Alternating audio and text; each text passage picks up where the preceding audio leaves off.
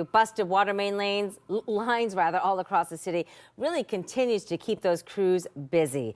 The aftermath of those breaks left a lot of cars just frozen to the streets under inches of ice. 10 TV's Kevin Landers found crews trying to pry those cars out on Sycamore Street today. When frozen temperatures busted water lines across the city, it left chunks of ice like this in alleyways like this one here in German Village. The city of Columbus hired Kenmore Construction to help free cars trapped in the ice. Backhoes and shovels and bags of salt, crews tried their best to attack a sheet of ice at the corner of Brusk and Sycamore Streets in German Village.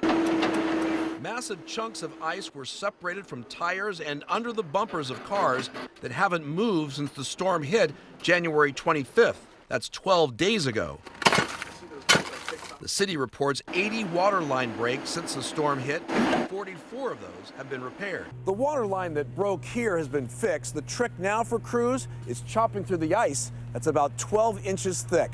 Reporting in German Village, Kevin Landers, 10 TV News. Going to be a few more days of that. Kevin, thank you. Meantime, Columbus Mayor Andrew Ginther issued an emergency order to help pay for those repairs. That included $1.5 million in funding and hiring 3 outside contractors.